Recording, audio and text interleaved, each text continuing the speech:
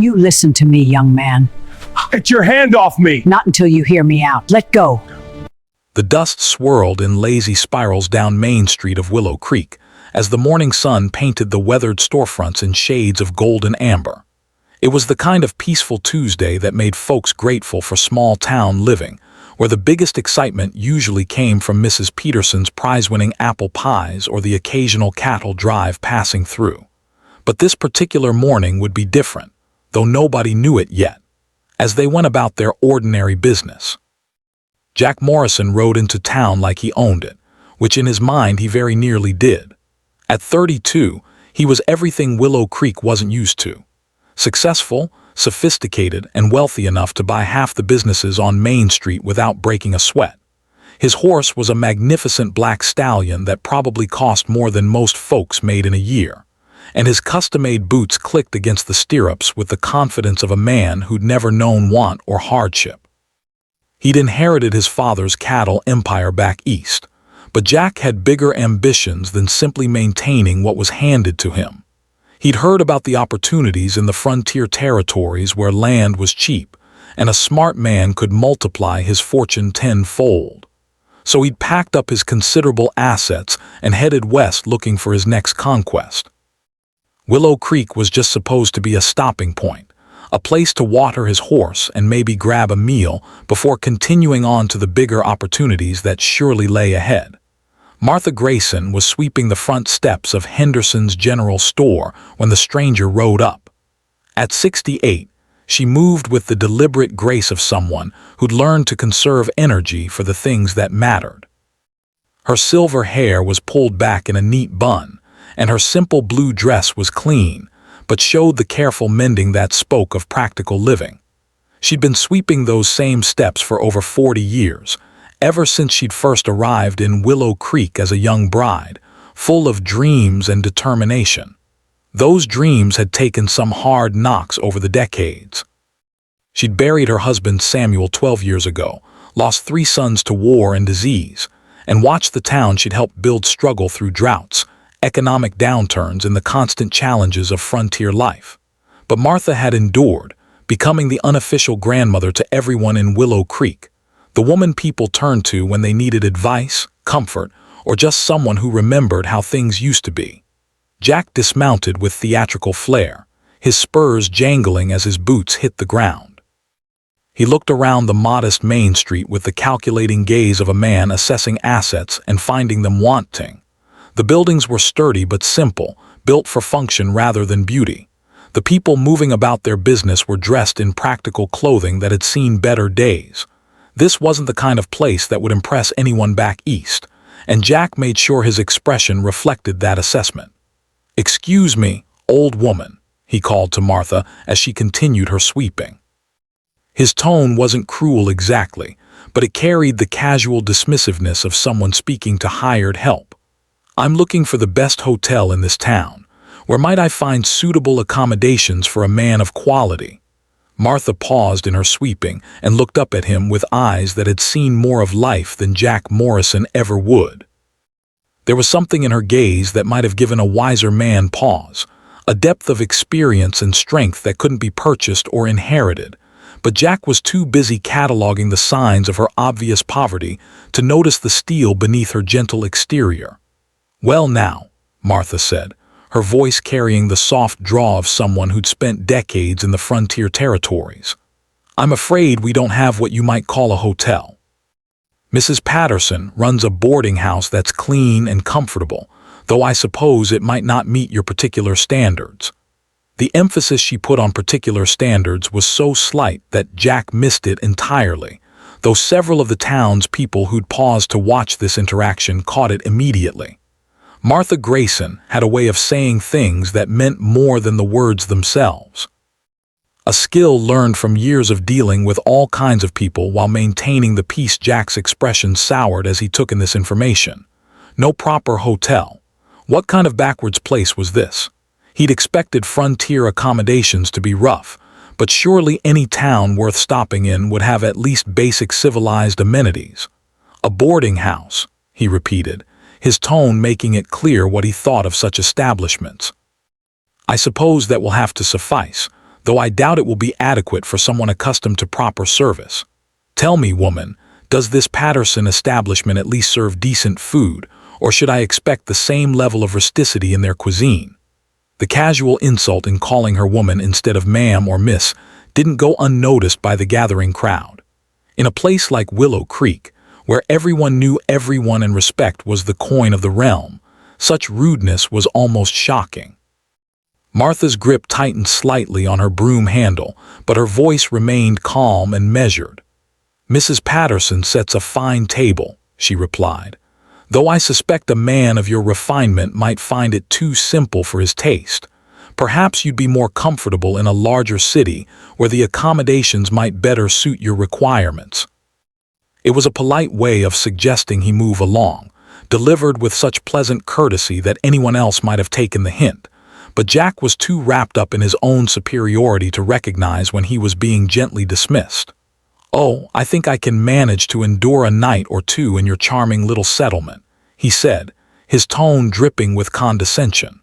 "Though I must say, the service here leaves something to be desired. Back where I come from, people understand how to properly welcome a gentleman of means." Martha set her broom aside and stepped down from the porch, moving to face Jack directly. The difference in their heights was dramatic. He towered over her small frame, but somehow she didn't seem diminished by the comparison. If anything, there was something about her calm dignity that made him seem smaller despite his physical advantages. "And where might that be?" she asked, genuine curiosity in her voice. "Where you come from. I mean, you have the look of someone who's traveled a long way to get here." Jack straightened his shoulders and adjusted his vest, pleased to finally have someone show proper interest in his background and accomplishments. This was more like the reception he'd expected when he decided to grace this little town with his presence. "Pennsylvania," he announced proudly. "The Morrison Ranch, perhaps you've heard of it. We supply beef to half the East Coast, and our breeding program is considered the finest in the territory. My father built an empire from nothing, and I've expanded it beyond his wildest dreams." "Pennsylvania," Martha repeated thoughtfully. "That's a long way from here indeed. And you've come all this way just to visit our little town. How flattering." Jack missed the subtle irony in her tone entirely. "Oh, I'm not here to visit," he said with a laugh that had an unpleasant edge to it. "I'm scouting opportunities for expansion. There's money to be made out here for someone with vision and capital, and I intend to be the one making it. This town could certainly benefit from the kind of investment and leadership that someone like myself could provide." The small crowd that had gathered was growing larger, drawn by the spectacle of this well-dressed stranger making such bold pronouncements. Among them were Tom Henderson, who owned the general store, Dr. Hayes, the town physician, Sarah Mitchell, the school teacher, and Ben Crawford, who ran the saloon. All of them knew Martha Grayson well, and all of them could see the direction this conversation was heading. "Investment and leadership," Martha mused. "And what makes you think we need either of those things? Seems to me this town has been managing just fine for the past 30 years without outside help." Jack's laugh was sharper this time, with no pretense of humor. "Has it really? Looking around, I see a collection of ramshackle buildings that could blow away in the next strong wind. Your main street is a dirt road that probably turns to mud whenever it rains. You don't even have a proper hotel or restaurant. If this is your definition of managing just fine, then I can see why you might benefit from someone with actual business experience showing you how things should be done." The insult to their town, their home, sent a ripple of anger through the watching crowd. These people had built Willow Creek with their own hands, had sacrificed and struggled to create something lasting in the wilderness. To hear some fancy stranger dismiss their efforts as worthless was almost more than they could bear. But Martha raised a subtle hand, a gesture so small that only those who knew her well would catch it. It was her way of telling them to stay calm, to let her handle this. She dealt with arrogant men before, and she had her own methods for putting them in their proper place. "I see," she said quietly. "And I suppose someone like you would know all about building something from nothing. After all, you inherited your daddy's ranch and just expanded on his vision. That must have taken tremendous courage and ingenuity." The gentle mockery in her words was lost on Jack, who was too pleased with her apparent recognition of his achievements to notice the insult buried within the compliment. "Exactly," he exclaimed. "Though I'll have you know that what I've accomplished goes far beyond simply maintaining my inheritance. I've tripled the size of the operation, modernized our methods, and established new markets that my father never dreamed of reaching. It takes vision to see opportunities that others miss." "Vision," Martha repeated, "and modesty too, I imagine." This time, her sarcasm was a bit more obvious, and Jack's eyes narrowed slightly.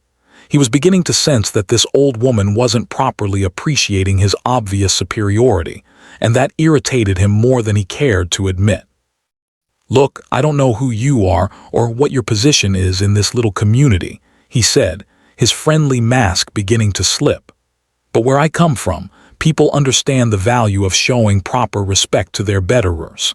I'm trying to have a civilized conversation here, but your attitude suggests you're not familiar with how such things are conducted." The word betters hit the crowd like a slap. Several men took half steps forward, their faces darkening with anger, but once again Martha's subtle gesture held them back. Her own expression remained perfectly calm, though something cold had entered her blue eyes. "My position," she said softly, "is that I have been sweeping these steps since before you were born. I have helped birth most of the children in this town, nursed the sick through 3 different epidemic outbreaks, and buried more friends than you've probably made in your entire life. I've seen this community grow from a collection of tents and dreams into something real and lasting, and I've earned my place in it through 4 decades of hard work and sacrifice." She paused, letting her words sink in before continuing. "As for respect, young man, that's something that's earned, not demanded, and it certainly isn't purchased with fine clothes and expensive horses." Jack's face flushed red with anger and embarrassment. How dare this nobody, this insignificant old woman in her patched dress and worn shoes, speak to him as if he were some common drifter? Didn't she understand who she was dealing with? The rational part of his mind whispered that he should back down, should apologize, and move on before the situation got any worse. But his pride wouldn't let him show weakness in front of these people. Wouldn't let him acknowledge that a woman who probably didn't have $2 to her name could somehow claim moral authority over him. 40 years, Hanari, he sneered, his voice rising loud enough for everyone on the street to hear clearly. 40 years of sweeping steps and changing diapers and playing nursemaid to a collection of farmers and shopkeepers. You talk about earning your place, but what exactly have you accomplished? What empire have you built? What mark have you left on the world that will outlast you? The crowd was dead silent now, shocked by the cruelty of his words. To attack Martha Grayson, beloved Martha, who'd helped raise half of them, who'd been a constant source of strength and wisdom for as long as anyone could remember, was beyond the pale. Several people looked ready to intervene. Consequences be damned. But Martha herself remained perfectly still, snorts her blue eyes fixed on Jack's face with an intensity that was almost unsettling. When she finally spoke, her voice was so quiet that everyone had to strain to hear it. "What mark have I left?" she repeated slowly. "Let me tell you about Mark's young man. I helped deliver Tom Henderson there when his mother was struggling with a breech birth. Without me, both of them would have died, and there'd be no general store for you to turn your nose up at." She gestured toward the doctor. "I sat up 3 nights straight with Dr. Hayes when he had pneumonia 15 years ago because I was the only one with enough experience to know what needed doing. He was fresh out of medical school, then scared and homesick, and ready to give up on frontier practice. Without me, this town would have no physician." Her gaze moved to the school teacher. "Sarah Mitchell came here as a frightened 18-year-old girl hired to teach in a school that didn't even have proper desks yet. I took her into my home, showed her how to manage unruly children and demanding parents, helped her find the confidence to become the fine educator she is today." Martha's voice was growing stronger now, though she never raised it above that quiet, caring tone. "Ben Crawford over there was drinking himself to death after his wife passed. I sat with him night after night, talking him through his grief, helping him find a reason to keep going.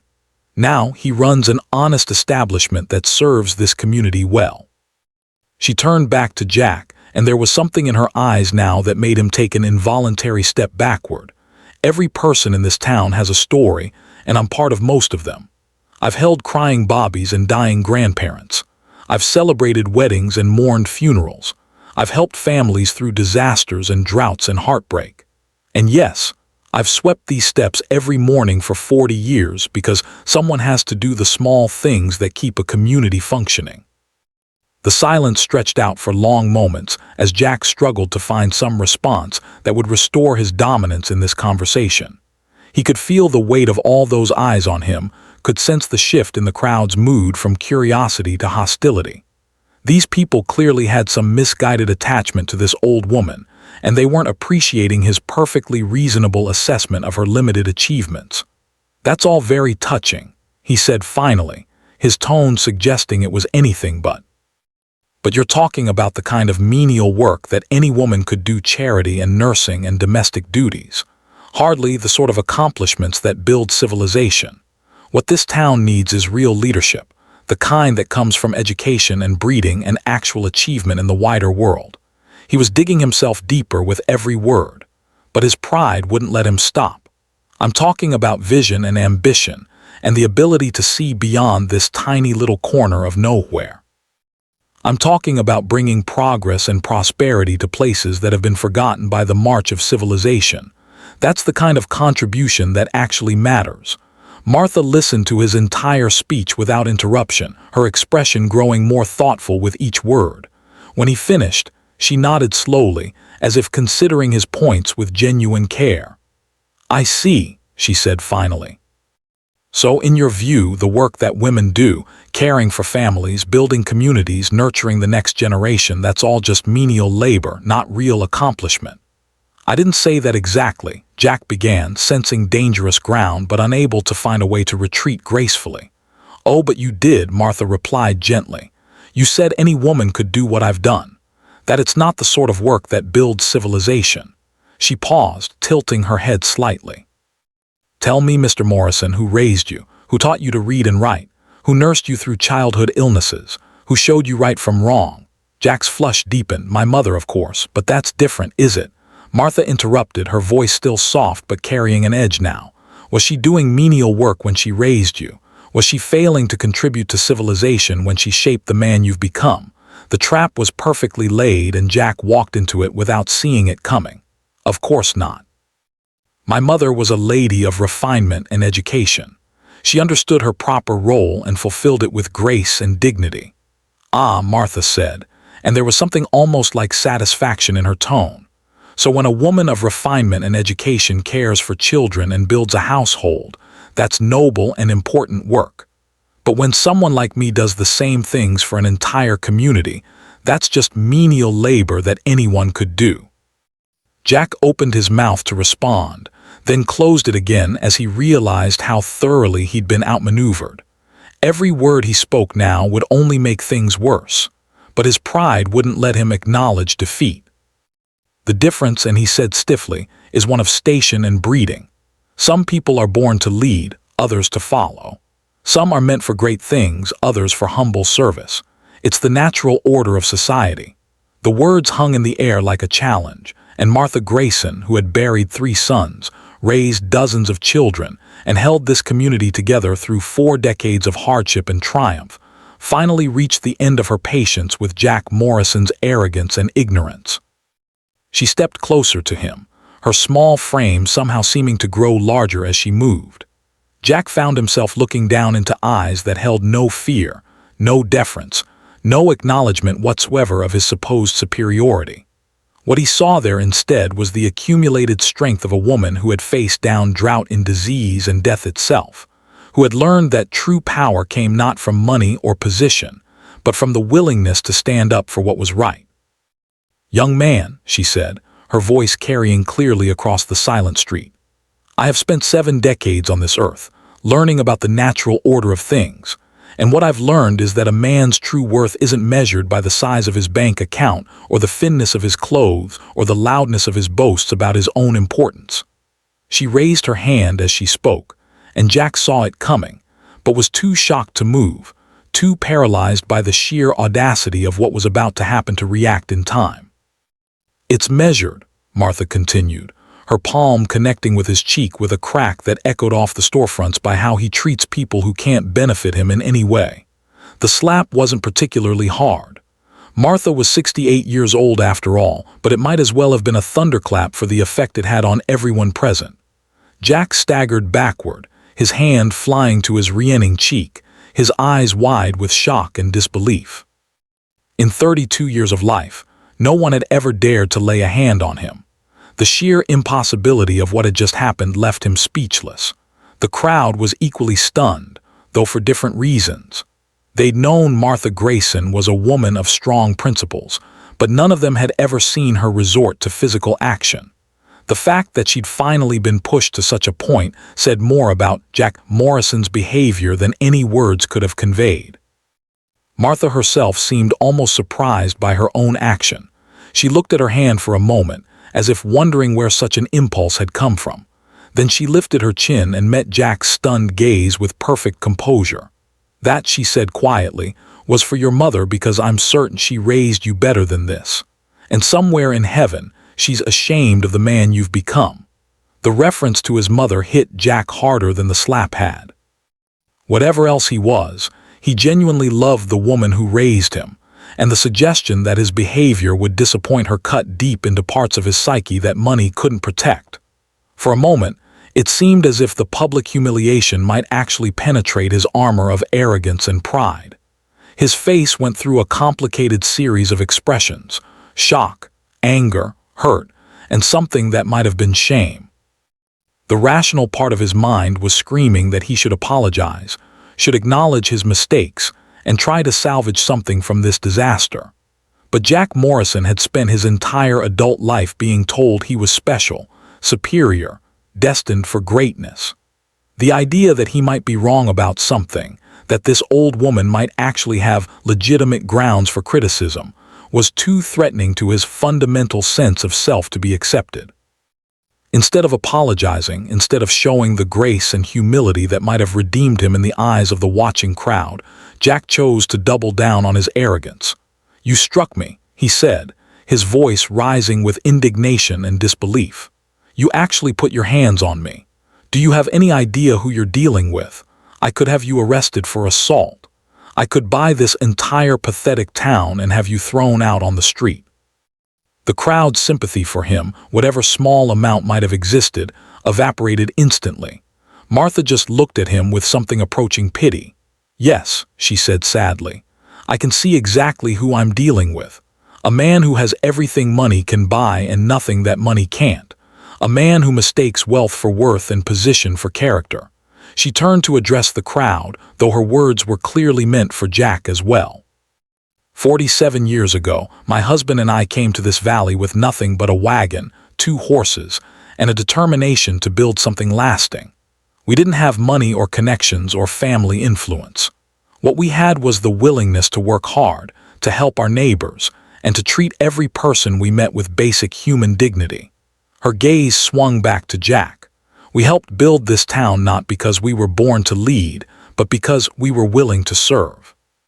We earned our place here, not through birthright or wealth, but through decades of proving that we could be counted on when times got hard." Martha's voice grew stronger as she continued.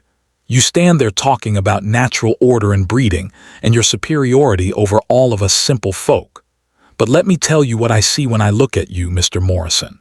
I see a man who's never had to earn anything for himself, who's never faced real hardship or learned what he's truly made of. I see someone who confuses having money with being valuable, and that's the saddest thing of all." Jack was trembling now. Whether from rage or something deeper, it was impossible to tell. "You don't know anything about me," he snarled. "You don't know what I've had to overcome, what challenges I've faced, what I've accomplished with my own hands and mind."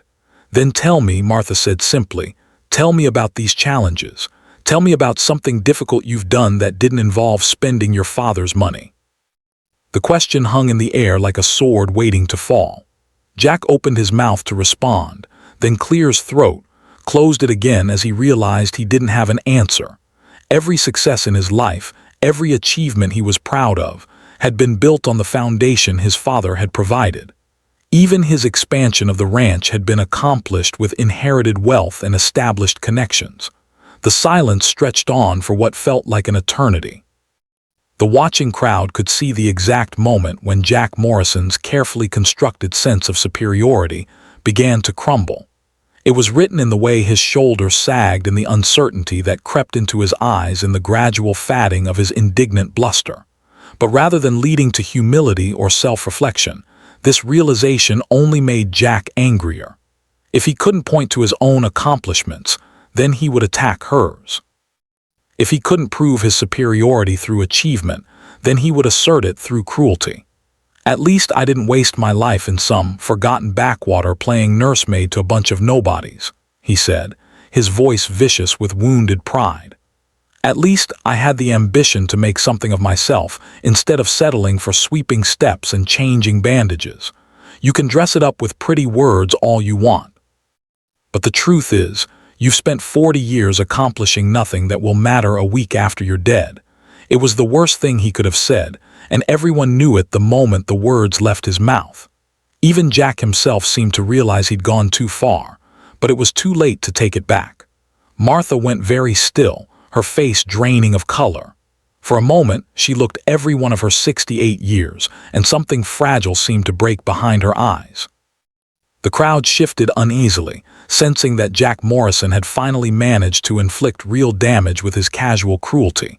But then Martha straightened her shoulders and lifted her chin, and when she spoke, her voice carried the authority of someone who had looked death in the face and refused to blink. "You're right about one thing," she said quietly. "I probably won't be remembered a week after I'm gone. My name won't be in any history books or newspapers. There won't be any monuments built to honor my memory." She paused, looking around at the faces of the people who had gathered to watch this confrontation. But 40 years from now, when Tom Henderson's children are running the general store, they'll remember that I helped bring their father into this world safely. When Dr. Hayes is training the next generation of physicians, he'll pass on the lessons I taught him about treating people with compassion as well as skill. When Sarah Mitchell's students grow up to become teachers themselves, they'll carry forward the values she learned during those early years when I helped her find her strength. Martha's voice grew stronger with each word. The children I helped raise will raise their own children with the lessons I taught them. The families I helped through hard times will help other families in turn. The community we built together will endure long after both of us are dust. And the seeds of kindness and mutual support that we planted will keep growing for generations we'll never see. She stepped closer to Jack, and this time he was the one who backed away. That's what legacy really means, Mr. Morrison. Not monuments or newspaper headlines or bank balances, but the way you shape the world through the lives you touch. You can buy a lot of things with money, but you can't purchase the kind of immortality that comes from being truly useful to your fellow human beings. The power of her words seemed to hit Jack like a physical blow.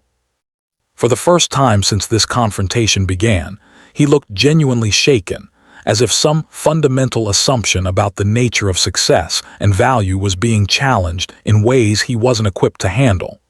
But it was too late for him to find grace now. His public humiliation was too complete, his wounded pride too raw for him to admit that this woman might be right about anything.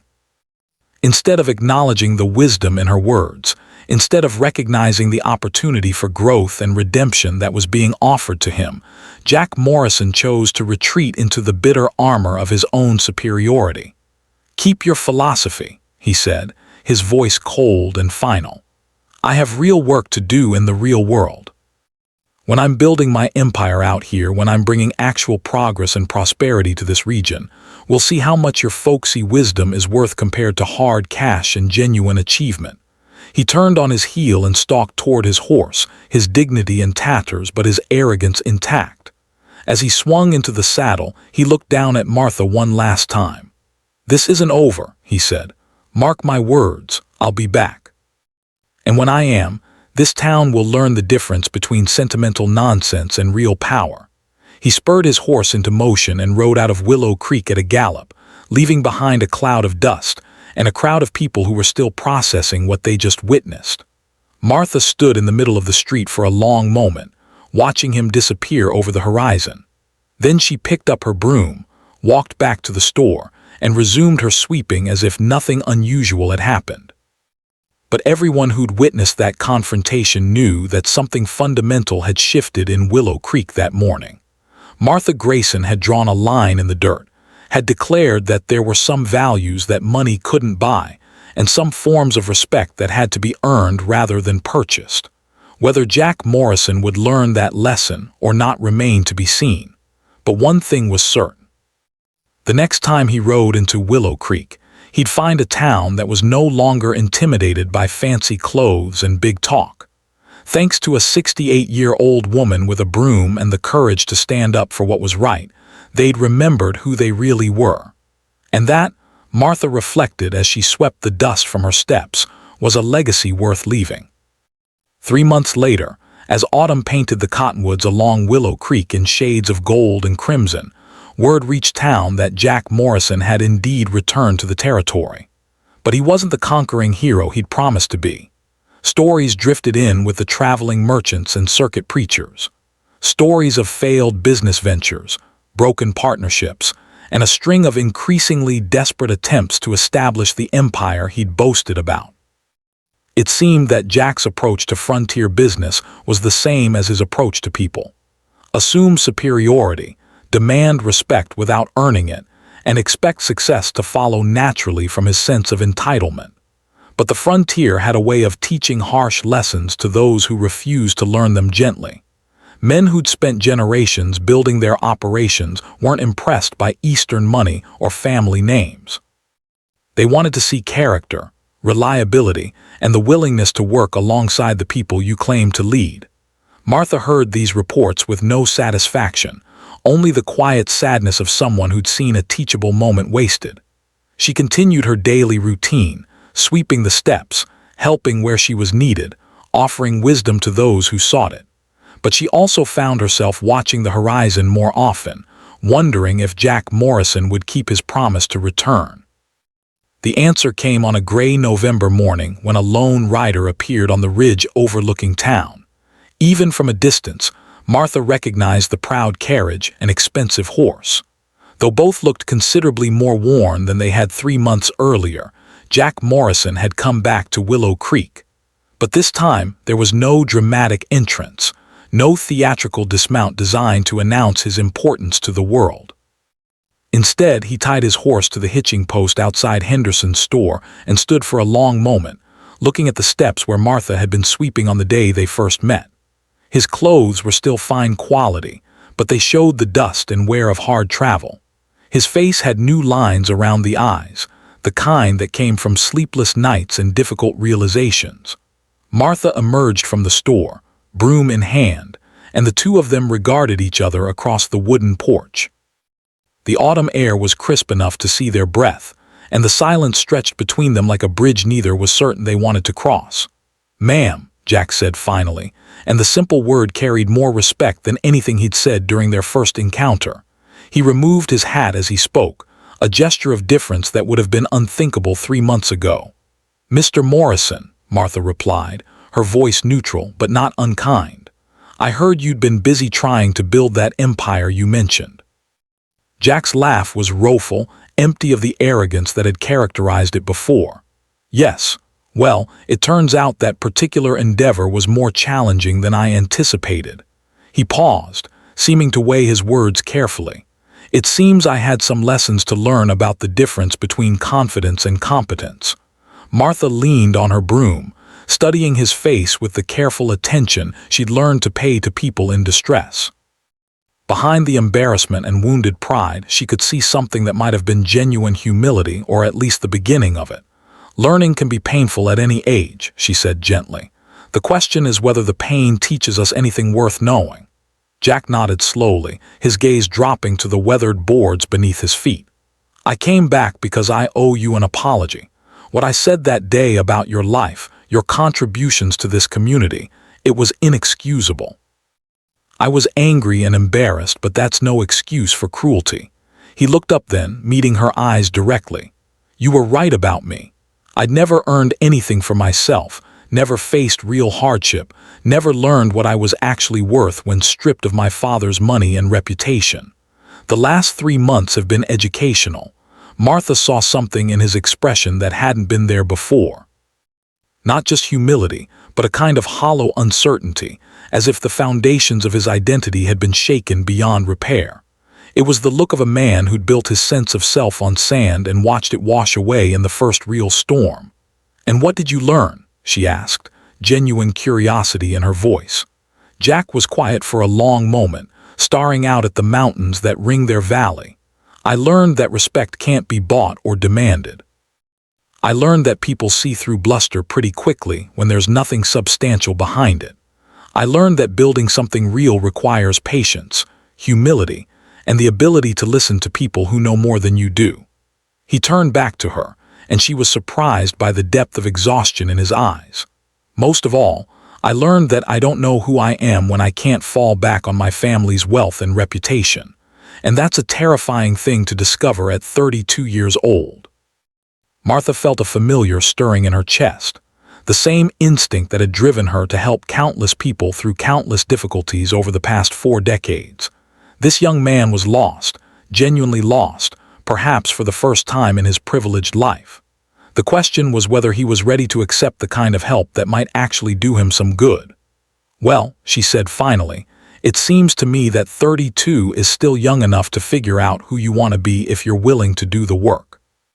The real work, I mean, not the kind that involves throwing money at problems until they go away." Jack looked at her hopefully, like a drowning man spotting a rope. Do you think there might be a place for me here? Not as some big-shot investor or leader. Just as someone trying to learn how to be useful." Martha studied his face for a long moment, weighing the sincerity of his words against the memory of his earlier arrogance. Finally, she smiled, the first truly warm expression she'd shown him. "I think," she said, "that this town could always use another pair of hands willing to do honest work. But you should know that starting over isn't easy, especially when you're starting from scratch at your age. It means accepting help from people you once looked down on. It means admitting you don't know things that seem basic to everyone else. It means proving yourself through actions rather than words, and that can take years." Jack nodded seriously. "I understand, and I'm ready for that. I think I have to be, because the alternative is spending the rest of my life as a failure, living off a shrinking inheritance." Martha picked up her broom and resumed sweeping, but her movements were lighter now, less automatic. "Well then," she said, "I suppose you can start by helping me finish these steps, and then maybe we can find you something more challenging to work on." As Jack bent to help gather the accumulated dust and debris, Martha allowed herself a small smile of satisfaction. Sometimes the lessons that seemed harshest were actually the most merciful because they came while there was still time to change course. Jack Morrison had a long road ahead of him, but at least now he was walking it with his eyes.